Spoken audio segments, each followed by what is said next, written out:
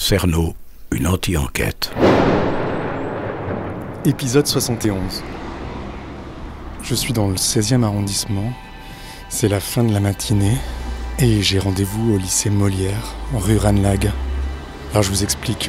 Je savais que Ioana Secaresco avait été élève au lycée Molière. Et donc sur les conseils de Nadia, son élève, j'ai contacté l'association des anciens élèves du lycée Molière. Et il y a une dame qui s'appelle Anne-Marie, qui doit être la présidente.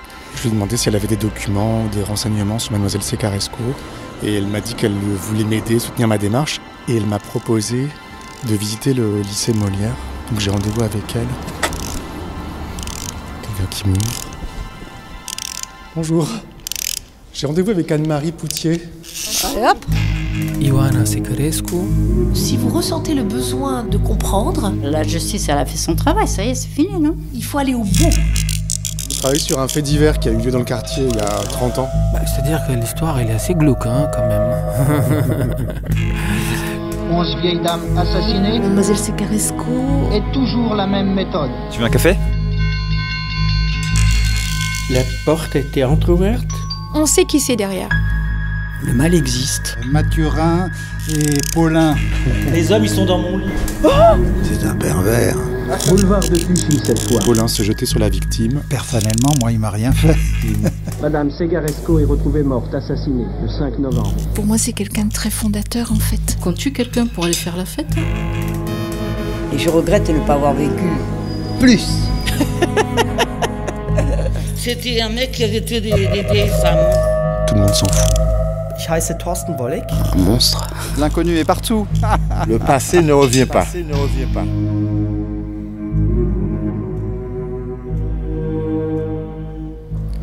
3, 2, 1. Donc ça y est, je suis entré dans le lycée Molière. J'attends Anne-Marie. Dans le hall. Oui, il est là. C'est vous Anne-Marie? Oui. Bonjour. Bonjour. Enchanté. Bonjour. Vous allez bien? Oui, bon, je ne vous voyais pas comme ça. Au revoir Inès, alors donc à jeudi pour travailler. Vous voulez m'interviewer? C'était prévu ça? Oui, en fait, je voulais faire une petite visite du lycée. D'accord. Oui, c'est la visite du lycée. Ça vous dérange le micro? Pas du tout, pas du tout. Non, je vous ai vu faire dans vos podcasts. Ouais. Donc j'ai vu que vous saviez faire parler les gens très astucieusement. Alors voilà, je vous avais dit de venir aujourd'hui parce qu'il y a quand même la cour d'honneur avec toutes les roses. C'est quand même très très joli. Regardez comme c'est joli. Ouais, c'est magnifique, il y a des roses. Il y a des roses. Alors elles sont moins entretenues que d'habitude parce que c'est après le Covid, mais voilà, ça c'est la cour d'honneur comme on dit. Alors là, donc ça c'est le hall d'entrée. Et puis vous avez les deux ailes de chaque côté. L'aile pour les professeurs avec les salles des professeurs. Et puis l'autre côté, c'est l'entrée vers le lycée véritable. Parce voilà. que vous, quel est votre rôle ici? Vous êtes une ancienne élève? Je suis une ancienne élève. Je suis une petite fille d'ancienne élève, une nièce d'ancienne élève, une mère d'anciens élèves, une sœur d'ancienne élève. Donc depuis 1906, la famille est au lycée Molière. Une longue histoire. Très longue histoire. Et mes petits-fils arrivent en septembre prochain ici. Donc on est une famille de moliériennes, si on peut dire. Et je suis la présidente de l'association des anciens élèves. Là. Alors là, là c'est pas grand-chose. Là par contre, si, c'est intéressant parce que c'est le siège social de l'association des anciens élèves. Donc c'est votre fief? 4 armoires, une table et 3 chaises.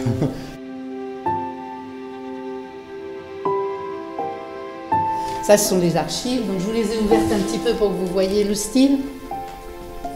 Les fiches, alors ça c'est... Bon, on n'a pas tout, on a évidemment, depuis 1888, vous pensez bien que là, il n'y a pas tout. Une seule armoire n'y suffirait pas. Donc des fichiers de ce style.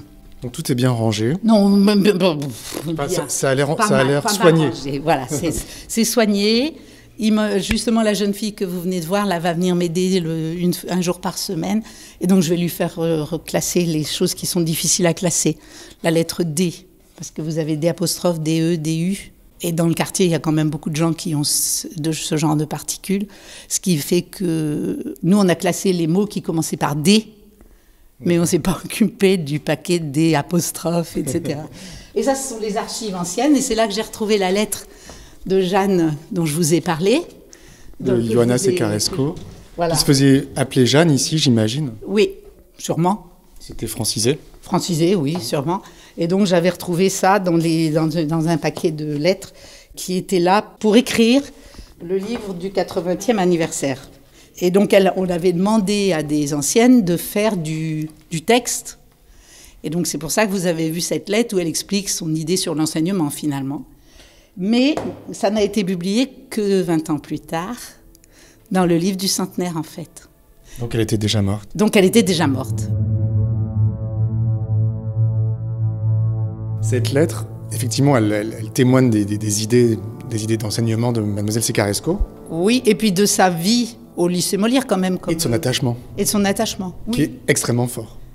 Bah sûrement, parce que quand on lit cette lettre, on se dit quand même, elle était... Mais tous les anciennes élèves de cette époque-là sont extrêmement attachés au lycée. Pourquoi ? Extrêmement. Parce que c'est un lycée très familial. C'est un lycée qui était que de jeunes filles à l'époque, que de jeunes filles qui venaient au lycée parce qu'elles n'avaient pas... Enfin, comment dire, elles n'allaient pas dans des lycées ou collèges privés, puisqu'elles n'étaient pas forcément catholiques, alors que dans le coin, il y avait que des... Tout ce qui était privé était catholique dans le coin. Donc, qui ne voulaient pas aller dans quelque chose de confessionnel, et qui venaient au lycée Molière, qui s'était créé un peu avant 1900, et qui était très renommé, très très bien tenu, par une directrice très efficace, des professeurs remarquables. J'ai beaucoup d'archives sur ces anciens professeurs. Elles étaient presque toutes non mariées, donc leur vie était l'enseignement à cette époque. Elles étaient totalement dévouées à leur métier. Totalement, et pas que leur métier, la vie des élèves. Enfin, Jeanne Secaresco, vous avez vu qu'elle a aidé cette jeune Nadia, là, au début, et d'autres certainement, parce que s'il y en a une, c'est qu'il y en a d'autres. Ça, c'est tout à fait l'esprit des gens de Molière. Bénévolement. Elle l'a suivi pendant 15 ans peut-être, oui. Bénévolement. Oui. Elle l'a enseigné. Ça se fait encore, hein. Au lycée Molière, ça se fait encore. Il y a encore des professeurs qui font ça, hein. Et on sent qu'il y a une attention aux élèves. Bon, elles étaient moins nombreuses, c'est pas comme c'est maintenant peut-être, mais même encore maintenant, on fait une attention aux élèves ici. On donne des bourses comme ça pour des études, pour des filles ou des garçons qui ont des difficultés, parce que maintenant il y a aussi des garçons depuis 1972-13, quoi. À l'origine, c'était un lycée de filles. Que de filles, ah oui, que de filles. Moi, j'étais dans un lycée que de filles. Et à l'époque, les filles ne passaient pas forcément le baccalauréat ? Ah, tout à fait, au début. Oui. En 1913, ma grand-mère a passé le bac. C'était la première année que les filles pouvaient passer le bac sciences-langues. Et c'était ici ? Oui. C'était ici qu'on pouvait passer le bac ? Oui.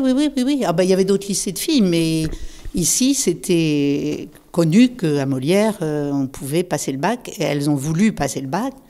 Et elles se sont lancées dans l'aventure. Et à l'époque, il n'y avait même pas de diplôme pour des filles. J'ai le diplôme de ma grand-mère, où il y a écrit décerné aux sieurs, 3 petits points.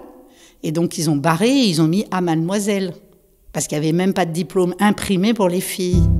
C'est incroyable, ça. Et donc, j'ai beaucoup de choses. J'ai ressorti pas mal de choses parce que je les ai. Un certain nombre de documents qui prouvent qu'à Molière, en 1913, on pouvait passer son bac sciences-langues. Ce qui était spécial, parce qu'on disait les filles, ça doit être littéraire.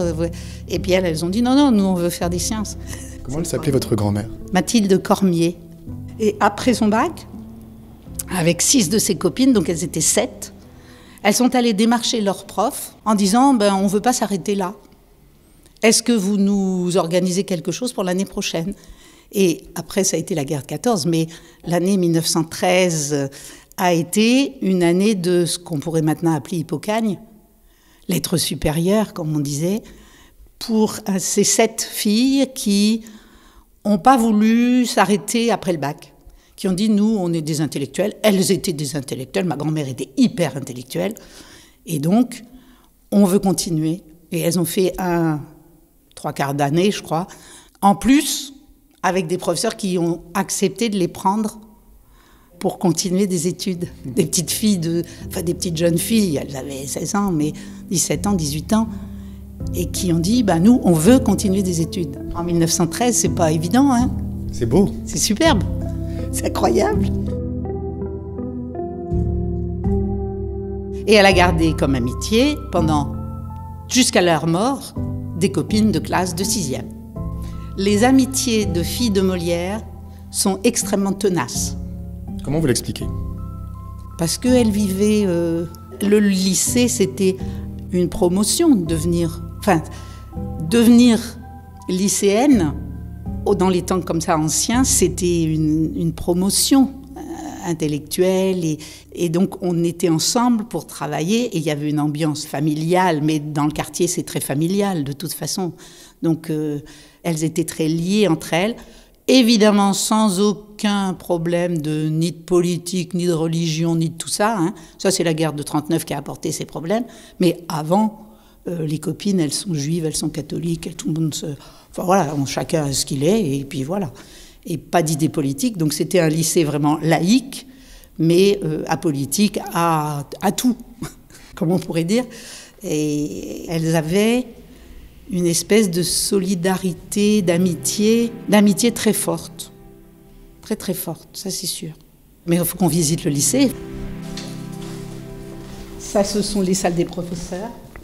Elles avaient des professeurs qui étaient extrêmement attentifs et qui les aidaient à se construire. On le lit, les idées qu'elles avaient, c'était de construire des femmes responsables, avec une idée de l'aide aux autres, on voit très bien. Et je pense qu'à l'époque ancienne, là, du temps de ma grand-mère et de Jeanne Segaresco et tout ça, les professeurs avaient une importance très grande sur le développement des élèves. Très importante, parce que humaine, vous voyez, avec des contacts humains importants. D'accord ? Là, vous entrez dans cette cour absolument magnifique. Enfin, à mon goût. Pourquoi elle vous plaît ? Regardez. C'est quand même grandiose, ces arcades superposées avec les arbres au milieu. On a une disposition comme dans un peu tous les lycées, c'est-à-dire qu'on regroupe un peu les salles. C'est-à-dire que là, vous avez tout ce qui est sciences naturelles. Là-bas, vous avez tout ce qui est physique, chimie au premier étage. Là, c'est tout ce qui est histoire. Donc, il y avait une salle Donc, c'était des salles très anciennes. Ouais. C'est assez émouvant d'être ici. C'est émouvant pour vous ? C'est beau. J'adore venir ici. C'est pour ça que j'y viens tout le temps. Vous l'avez connue, votre grand-mère ? Ah oui, bien sûr. Elle vous parlait du lycée Molière ? Oui, c'était son amour. Donc, ça veut dire qu'il y a pour vous, il y a une transmission ? Oui, bien sûr. On vous a transmis le lycée Molière ? Oui, mais moi je l'ai transmis aussi. Ouais. Puis je le transmets à pas mal de gens en tant que présidente des anciens élèves. Ouais. Et l'esprit Molière, l'attention aux élèves. Vous savez, depuis que le lycée Molière existe, depuis que l'association existe, il y a toujours eu beaucoup d'aide sociale faite aux élèves. Partout dans les lycées, il y a ça, mais pas au niveau de l'association. Les associations, ce n'est pas toujours le cas. Donc tous les ans, on donne des prix aux élèves méritants et l'octroi de bourses d'études pour des élèves en difficulté importante. Et il y a des élèves... C'est pas parce qu'on est dans le 16e que tout le monde a tout. Donc il y a des gens qui ont vraiment des difficultés. Vous voulez qu'on voit un peu l'arrière aussi, quelque chose? Il y a quelque chose à voir. Là, vous avez vu comme c'est joli, ces arcades en briques pâles, elles ne sont pas en briques rouges, donc c'est très gai en fait. Plus gai que de la brique rouge, à mon goût. C'est lumineux. C'est très lumineux, il y a beaucoup d'arbres. Alors ça fait un peu couvent, si vous voulez l'expliquer aux gens qui vous écoutent. On peut dire que ça fait un peu couvent, c'est un peu sous ce mode-là. C'est-à-dire que tout est autour de la cour et de l'autre côté, vous avez les rues. Ouais. Donc ça fait un petit peu couvent. Ouais. On est à l'intérieur de son cocon. Mais Molière, on est un peu dans son monde quand même, un peu. Vous vous sentez protégé ici ? Oui, on était bien. Voilà, moi j'étais bien. Alors là, on arrive dans ce qui s'appelait le hameau, qui a été pas mal transformé. Et en 1900, quelle année ? Faudrait que je vous le retrouve, je ne sais plus. A été créée la bibliothèque centre de documentation Jacqueline de Romilly, en hommage à Jacqueline de Romilly, qui est venue l'inaugurer. Donc Jacqueline de Romilly a été élève du lycée Molière. Dans les années 30, elle a été la première fille à avoir le concours général de latin et de grec. Puisque Yana en parle dans sa lettre. Elle parle de la remise du prix à Jacqueline de Romilly. Oui, c'est vrai. Parce qu'elles étaient en classe ensemble. Alors, étaient-elles dans la même classe, je pense, parce qu'elles ont les mêmes âges. Et donc, on a dédié à Jacqueline de Romilly, qui était une grande dame. C'est la plus grande helléniste française, qui a été une spécialiste de Thucydide et de toute le théâtre, tout le théâtre, oui, on peut dire grec. Après, elle a été à l'Académie française, elle a été à l'Académie des belles lettres, quelqu'un de remarquable, qui était une femme absolument délicieuse, charmante. C'était un régal de la connaître et qui était très proche des élèves. Vous voyez, donc, ça, centre de documentation Jacqueline de Romilly, elle est venue l'inaugurer. Anne-Marie ? Oui.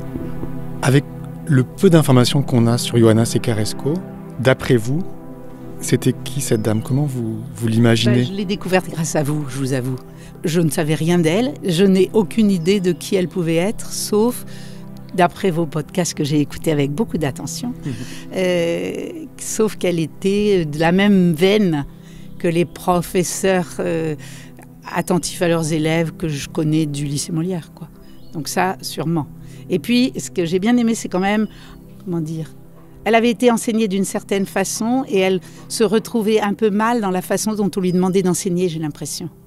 Donc elle a dû faire comme moi, enseigner à son idée, en tenant pas trop compte des consignes qu'on nous donnait. Est-ce que vous avez été enseignante ? Ah oui, ici, à Molière. Ah, mais ça, vous ne m'avez pas dit. Eh ben non, mais c'est sympa, hein.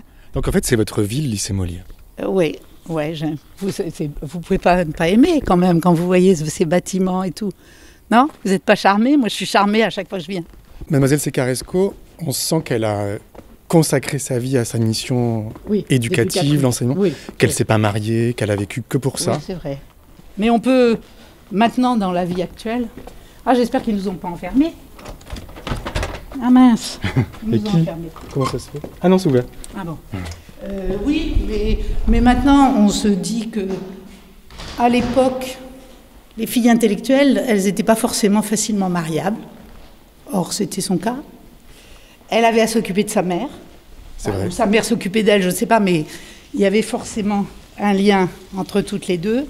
Et les filles s'occupaient de leur mère, avaient leur métier, ça les faisait vivre. Et elles étaient intellectuelles. Enfin, je pense qu'elles n'étaient pas des femmes, des jeunes filles qui se lançaient dans le mariage en se disant, voilà, comme ça, j'aurai quelqu'un qui s'occupera de moi. C'est pas le style. Vous voyez, ça, c'est la grande salle.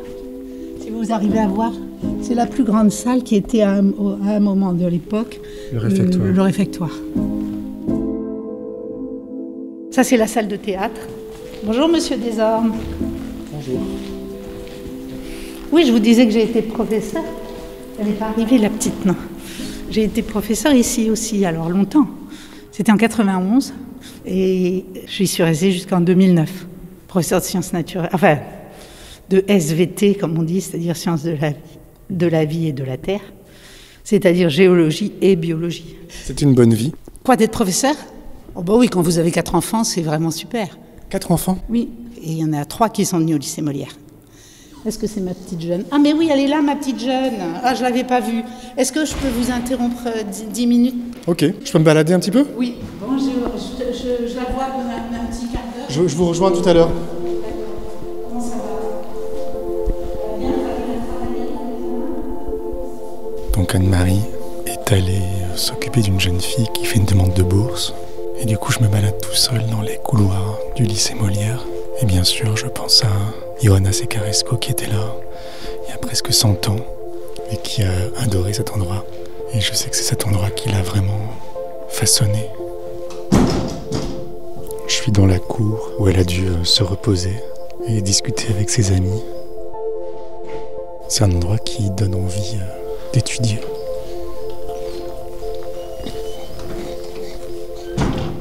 Ça s'est bien passé ? Elle venait chercher un complément de bourse pour pouvoir aller passer les concours. D'accord. Du coup, je me baladais un peu tout seul dans les couloirs et dans la cour. Et je me disais que c'était un lieu qui était quand même propice à l'apprentissage. On a envie d'apprendre, on s'y sent bien, c'est assez paisible, c'est assez magnétique. Tellement ils ont cette envie-là, mais oui, on est bien. Oui, c'est un lieu assez... je vous dis, c'est quand même un lieu... Quand vous sortez de là, vous êtes dans le monde. Quand vous êtes là-dedans, vous êtes dans un lieu où vous pouvez penser à vos études, faire vos études, être avec vos amis. C'est un lieu de convivialité, d'amitié. C'est ça que vous voulez dire quand vous dites on est dans notre monde ici ? Oui, dans un monde intellectuel de son travail. Moi, j'avais cette impression-là quand j'étais au lycée. Même si je faisais des tas de trucs un peu foufou. Hein. Alors vous n'êtes pas du tout de la même époque que Johanna Secaresco, mais vous n'avez pas du tout eu la même vie, puisque vous êtes mariée, vous avez eu des enfants, oui. Et en même temps vous avez enseigné. Oui. Comment vous l'expliquez ça? Parce que vous me disiez tout à l'heure qu'à son époque on ne pouvait pas. C'est une histoire d'époque. C'est vrai que c'est une histoire d'époque. Les femmes maintenant travaillent. Vous voulez qu'on descende dans la cantine? Bah oui. Est-ce que vous croyez que je peux descendre dans la cantine avec le journaliste? Tout le monde vous connaît ici. Ici? Ah bah oui, depuis le temps qu'ils me voient, les pauvres. Ils en ont marre de moi même. Vous croyez? Oh, peut-être. Vous êtes quel genre de femme, Anne-Marie? Ça veut dire quoi? Je sais pas. Quel caractère vous avez? Optimiste. Ah. Optimiste. Et décidée. Ah. Regardez comme c'est beau. Salut Bruno. Oui, c'est joli, non? Vous êtes amoureuse de cet endroit? J'aime cet endroit. Oui, amoureuse, c'est pas ça. Je suis un mari. Je suis plutôt amoureuse de mon mari que de mon lycée, mais il sait que ça me tient à cœur. On va voir Madame Honora.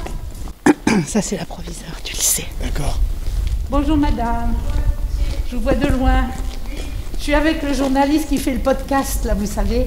Je vous ai dit sur Jeanne Secaresco, une ancienne de chez nous. 1925. Elle a dû être une petite fille heureuse ici. Oui, et puis ça a été vraiment décisif, je pense. Oui, mais parce qu'elles avaient des enseignantes qui étaient des gens qui des femmes qui leur faisaient sortir leurs valeurs. Elles les révélaient. Oui. Vous voyez que la construction des personnes se fait ici. On sent qu'on peut se construire. Vous voyez, je trouve. Il filait ses victimes jusque chez elle. Madame Segaresco est retrouvée morte, assassinée, le 5 novembre. Vous, en 1984, vous viviez à Paris? Ah oui, au lycée. J'étais à Paris, à la Mette, là, juste là où j'habite toujours d'ailleurs. Et vous aviez entendu parler des meurtres des vieilles dames? Non, pas du tout. Pas du tout? C'est vous qui m'avez révélé ça. Non. L'affaire Thierry Paulin, vous n'aviez pas entendu parler? Non, non. Non, parce que je n'écoute pas du tout, ou quasiment pas la télévision, pas beaucoup la radio, et je ne m'intéresse pas aux faits divers véritablement. Or ça, c'était quand même si c'était un gros fait divers certainement à l'époque, je ne veux pas dire que c'était pas grave, mais non, franchement, vous m'avez révélé ça. Mais bon, ça m'a intéressée, j'ai écouté tous vos podcasts. Merci. Tous, et j'ai été très intéressée par ce que vous avez dit sur elle, et surtout par ce qu'a dit Nadia. Ouais. Parce que ça m'a très bien révélé la façon dont je pense qu'il faut être professeur. Nadia, ça a changé sa vie aussi, d'avoir eu cette professeure. Forcément. Mais elle a dû être plus touchée de sa mort que je ne peux l'être, finalement. Même si c'est horrible, même si on se dit, mais c'est impossible de faire des choses pareilles, on sait que ça existe. Mais là, vous m'avez appris tout ça, et donc ça m'a beaucoup intéressée. En fait, je me suis mis à réfléchir à ce que vous aviez écrit, a dit, et je me suis dit, quand même, on ne sait pas ce que deviennent les gens, finalement. Alors moi, j'ai leur fiche, là, j'ai même pas sa fiche, mais je veux dire, j'ai leur fiche. Un jour, il y a une dame qui me dit « Ah, bah tiens, madame Intel ». Vous voyez, alors on fait des recoupements, mais là, vous, c'est à plus long terme. Vous faites un travail plus poussé, et particulièrement sur celle-là, parce que vous êtes tombé amoureux d'elle. Vous êtes tombé amoureux d'elle.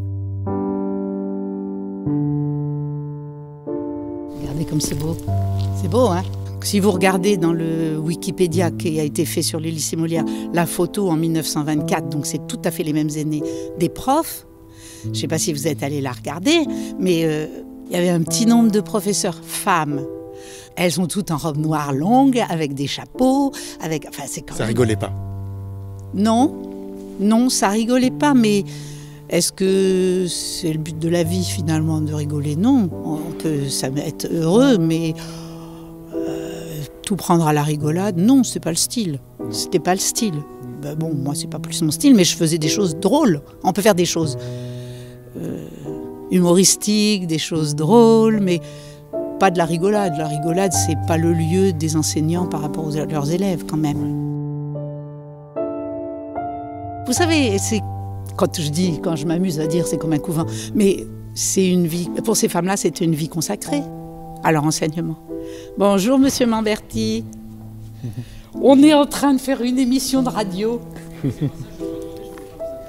Il y a une chose qui m'étonne, c'est que vous n'ayez pas entendu parler des meurtres en 84. Non. Et vous viviez dans le quartier, dans le 16e. Oui. C'était loin du 18e. Oui, c'était loin, c'est vrai.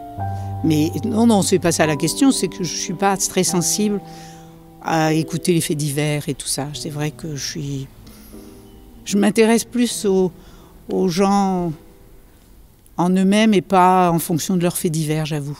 Vous voyez ? Alors je vais pas dire ça, mais ça me touche pas de la même façon que de m'occuper des gens qui ont besoin d'aide. Vous voyez ? Bon, à la limite, si j'avais su qu'elles étaient mortes et tout ça, je pouvais rien y faire. C'était du passé presque, même si c'est un passé très récent. Par contre, il y a des gens qui ont besoin d'aide et qui sont dans le présent ou qui ont besoin d'aide pour leur futur. Et je trouve que c'est plus ma place.